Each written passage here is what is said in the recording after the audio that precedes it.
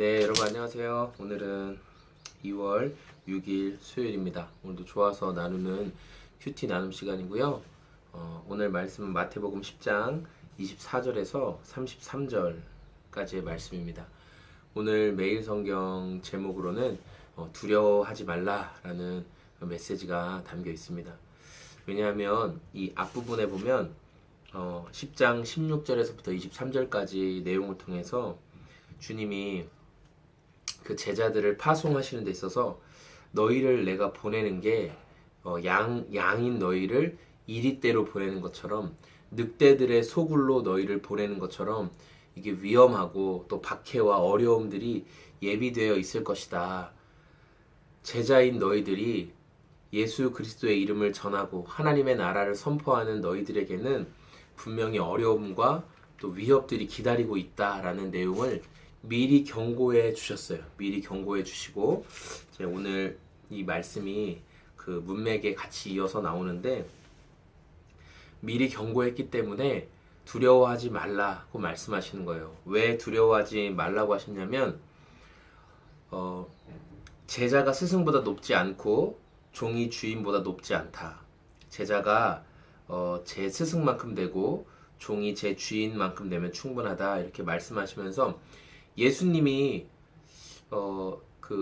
박해하는 자들이 예수님에 대해서 예수님이 귀신들의 왕의 이름을 힘입어서 귀신을 쫓아내고 병을 고쳤다 막 이렇게 예수님을 모욕하고 비난했어요. 그러니까 제자인 너희들에게는 스승인 내가 이렇게 모욕을 당했는데 하물며 제자인 너희들은 얼마나 더 큰 모욕과 수치를 너희들에게 그들이 하겠느냐 이렇게 말씀하신 거죠. 그러나 마땅히 두려워해야 할 분을 두려워하라고 주님은 말씀하고 계세요. 그러면서 하나님은 어떤 분이시냐면 하나님은 어떤 분이시냐 또는 세상은 어떤 것이냐 두 개를 나눌 수 있어요. 세상은 우리의 몸은 죽일 수 있지만 우리의 영은 어떻게 할 수 없어요. 그런데 하나님은 어떤 분이시냐면 우리의 몸도 그리고 우리의 영까지도 그분 손안에 달리신 분이에요. 세상은 우리의 몸은 죽일 수 있지만 영은 어떻게 할 수 없어요. 그러나 하나님은 우리의 몸과 영 모든 것을 다 주관하실 수 있는 분이라고 예수님이 말씀하셨어요. 그래서 너희가 몸과 영을 다 주관하시는 그분을 두려워하고 그분의 이름에 부끄럽지 않게 살아가라라고 말씀하셨어요. 하나님께서는 참새 2마리가 한 양에 팔리는 것도 기억하고 계신다라고 말씀하셨어요. 이 말씀은 하나님께서 허락하시지 않으면 하나님의 지각을 뛰어넘어서 어떤 일이 벌어지는 일은 없다는 거예요. 그러면 많은 분들이 질문할 수 있어요. 그럼 악한 문제는 어떻게 됩니까? 내가 사랑하는 사람을 위해서 기도하고 그의 질병의 치료를 위해서 기도하고 또 나의 삶의 어떤 문제를 위해서 기도했는데 그것도 다 하나님의 계획이란 말입니까? 전 세계에 일어난 수많은 테러의 문제, 납치의 문제, 살인의 문제, 전쟁의 문제 그것도 다 하나님이 계획하신 것이란 말입니까? 악의 문제에 대해서 하나님은 어떻게 하실 수 없는 분이란 말입니까? 많은 무신론자들 그리고 기독교에 대해서 비판적인 입장에 있는 분들 이렇게 질문하실 수 있는 분들이 상당히 많아요. 악의 문제는 지금까지 여러 방면 안에서 그것을 해석하려고 그것을 어떻게 좀 풀어가 보려고 많이 얘기했지만 기독교에 대해서 또는 하나님에 대해서 부정적인 사람들은 이러한 악의 문제에 대해서 설명해주고 또 하나님의 속성에 대해서 말해도 그냥 기독교나 또 하나님에 대해서 그냥 부정적으로 말하고 말죠.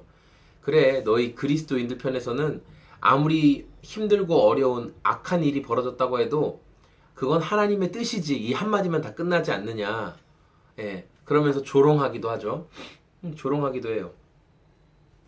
그럴 때는 이 무슬림들의 믿음이 대단한 것 같아요. 무슬림들의 믿음이 뭡니까? 인샬라, 알라의 뜻대로. 무슨 일이 벌어져도 인샬라, 알라의 뜻대로.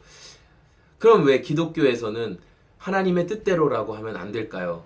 네, 어쨌든 하나님의 속성, 그분의 사랑의 속성, 그분이 우리를 돌보시는 속성, 그분이 전능하신 하나님이라고 말하면서도 내 삶에 또 내가 좋아하는 사람들에게 어떤 문제나 어려움이 생기면 그분은 나쁜 분이 되는.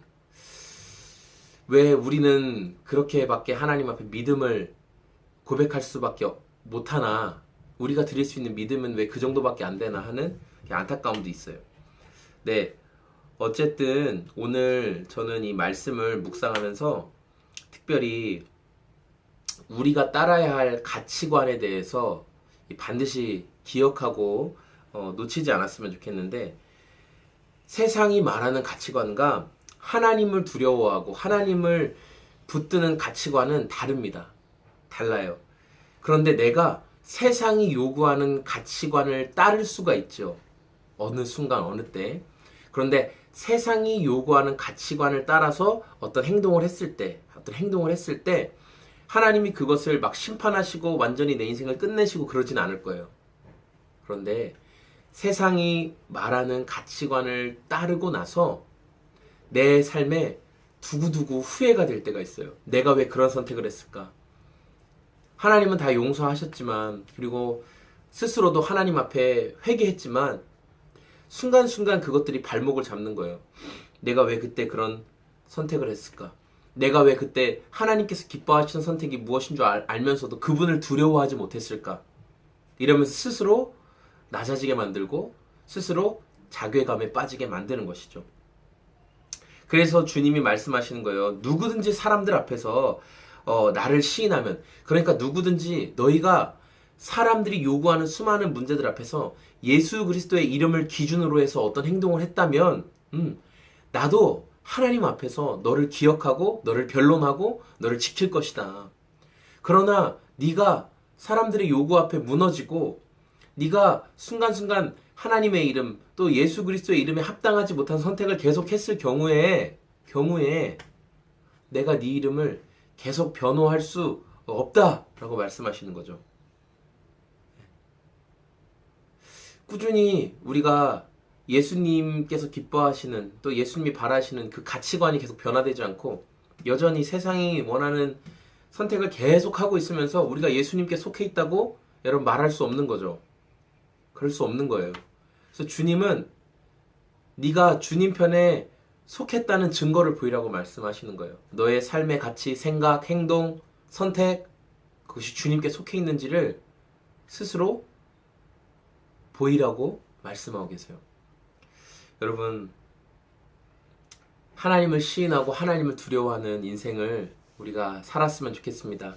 하나님을 시인하고 하나님을 선택하는 인생을 살면 그 끝은 설령 세상이 너무 강하게 박해해서 우리가 죽을지언정 그건 그냥 죽고 마는 거예요. 그러나 영원한 상급이 기다리고 있는 선택인 거죠. 그러나 세상의 요구에 따라서 이리저리 흔들리면 세상 가운데는 뭐 어찌어찌 편안하게 살지 모르겠지만 그러나 영원한 상급은 기다리고 있지 않다는 것을 기억했으면 좋겠습니다. 영원한 하나님의 나라의 가치를 계속 선택할 때 우리 삶의 발목을 잡는 문제가 없어집니다. 경험담입니다. 하나님께서 기뻐하신 선택이 무엇인 줄 알면서 하나님이 기뻐하시지 않는 선택을 했을 때 두고두고 발목을 잡는 괴로움들이 있다는 것을 여러분 기억하시면서 오늘도 하나님께서 기뻐하시는 선택 행하시기를 축복합니다. 감사합니다. 안녕히 계세요.